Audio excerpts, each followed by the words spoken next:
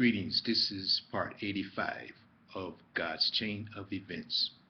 Moving on to the 7th chapter of 1 Kings, starting at the first verse.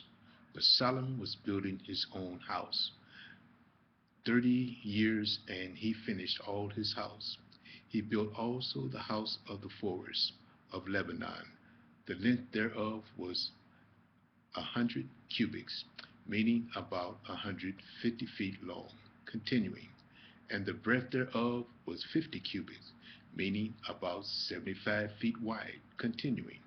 And the height thereof 30 cubits, meaning about 45 feet high, continuing.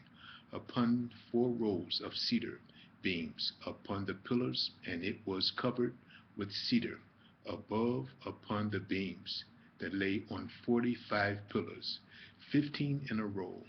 And there were windows in 3 rows, and light was against light, 3 ranks in 3 ranks. And all the doors and posts were square with windows, and light was against light in 3 ranks. And he made a porch of pillars. The length thereof was 50 cubits, meaning about 75 feet long, continuing. And the breadth 30 cubits, meaning about 45 feet wide. And the porch was before them, and the other pillars and thick beams were before them. Then he made a porch for the throne, where he might judge, even the porch of judgment. And it was covered with cedar from one side of the floor to the other. And his house where he dwelt, and had another court within the porch, which was of the like work. Solomon made also an house for Pharaoh's daughter, whom he had taken to wife, like unto the porch. All these were of costly stones, according to the measure of hewed stones, sawed with saws, within and without, even from the foundation unto the coping, meaning the top of the ceiling, continuing. And so on the outside toward the great court. And the foundation of costly stones, even great stones, stones of 10 cubits, meaning 15 feet, and stones of 8 cubits, meaning 12 feet, continuing. And above were costly stones after the measure of huge stones, and cedars. And the great court round about was with 3 rows of huge stones, and a row of cedar beams, both for the inner court and of the house of the Lord, and for the porch of the house. And King Solomon sent and fetched Hiram out of Tyre. He was a widow's son of the tribe of Naphtali, and his father was a man of Tyre, a worker in brass. And he was filled with wisdom and understanding, and cunning to work all works in brass. And he came to King Solomon and wrought all his work, for he cast 2 pillars of brass of 18 cubits high, meaning 27 feet high, apiece, continuing, and a line of 12 cubits, meaning 18 feet, continuing, did compass either of them about. And he made 2 chapiters, meaning the upper part or section of the pillars, continuing, of molten brass, to set upon the tops of the pillars. The height of the 1 chapiter was 5 cubits, meaning 7.5 feet, continuing. And the height of the other chapiter was 5 cubits, again 7.5 feet, continuing.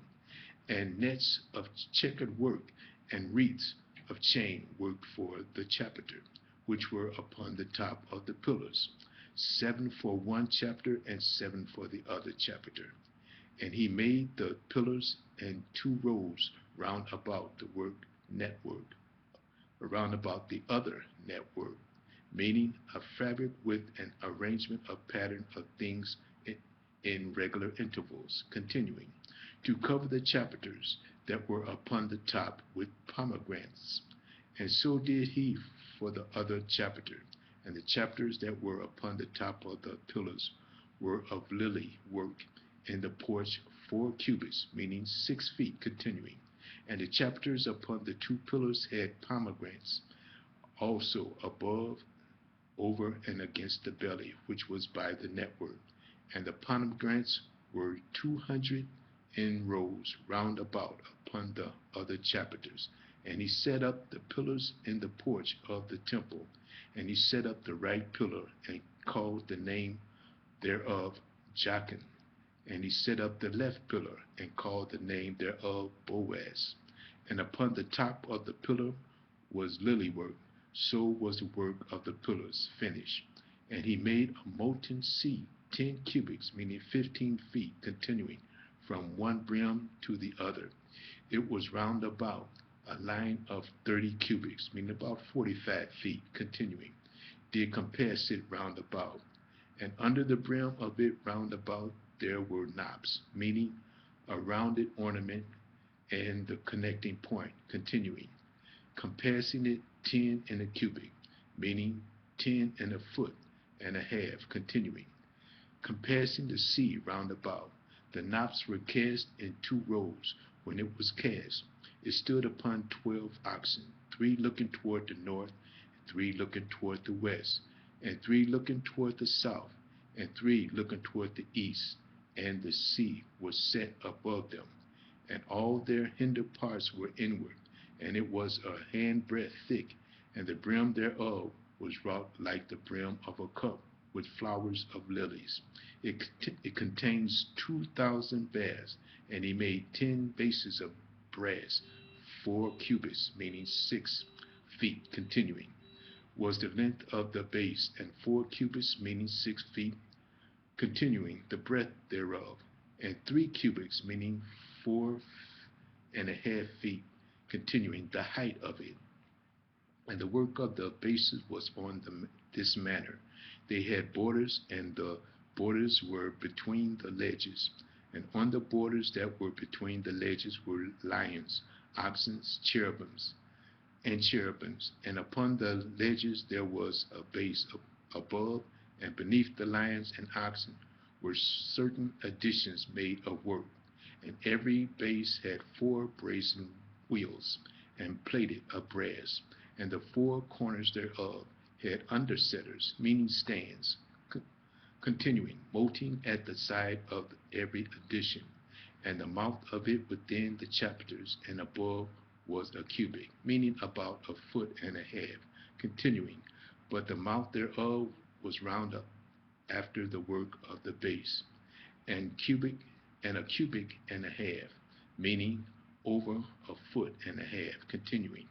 And also upon the mouth of it were gravings with their borders, 4 square, not round, and under the borders were 4 wheels, and the axle trees of the wheels were joined to the base, and the height of the wheel was about a cubit and a half, meaning about 2 feet, continuing. And the work of the wheels was like the work of chariot wheels, axle trees and their naves, meaning the center of the wheel, continuing, and their fellows, meaning the connection at the rim of the wheel, continuing. And their spokes were all molten, and there were 4 undersetters to the 4 corners of one base, and the undersetters were of the very base itself. And in the top of the base was 3 around, compassed of half a cubit high, meaning over half a foot high, continuing. And on the top of the base, the ledges thereof and the borders thereof were of the same. For on the plates of the ledges thereof and on the borders thereof he graved cherubims, lions, and palm trees, according to the proportion of every one in addition round about. After this manner he made the 10 bases. All of them had 1 casting, 1 measure, and 1 size. Then made he 10 lavers, meaning a large vessel, basin or tub used for washing hands and feet, continuing, of brass, 1 laver containing 40 baths, and every laver was 4 cubits, and upon every one of the 10 bases 1 laver. And he put 5 bases on the right side of the house and 5 on the left side of the house. And he set the sea on the right side of the house, eastward over against the south. And Hiram made the lavers and the shovels and the basins. So Hiram made an end of doing all the work that he made King Solomon for the house of the Lord. The two pillars and the two bowls of the chapiters that were on the top of the pillars, and the two networks to cover the two bowls of the chapiters, which were upon the top of the pillars, and 400 pomegranates for the two networks, even 2 rows of pomegranates for one network, to cover the two bowls of the chapiters that were upon the pillars, and the 10 bases and the 10 lavers on the bases and the 1 seat, and the 12 oxen under the seat, and the pot and the shovels and the basin, and all these vessels which Hiram made to King Solomon for the house of the Lord were of bright brass in the plain of Jordan. Did the king cast them in the clay ground between Succoth and Zarthan. And Solomon left all the vessels unweighed, because they were exceeding many, neither was the weight of the brass found out. And Solomon made all the vessels that pertain unto the house of the Lord, the altar of gold, the table of gold whereupon the showbread was, and the candlestick of pure gold, 5 on the right side and 5 on the left before the oracles, with the flowers, and the lamps, and the tongues of gold, and the bowls and the snuffers, meaning an instrument used to pull out the light of the candlestick, continuing, and the basin and the spoons, and the censers of pure gold, and the hinges of gold, both for the doors of the inner house and the most holy place, and for the doors of the house, to wit, of the temple. So was ended all the work that King Solomon made for the house of the Lord. And Solomon brought in the things which David his father had dedicated, even the silver and the gold, and the vessels did he put among the treasures of the house of the Lord. We're going to stop here and start part 86 in the next message. View part 86. Thank you.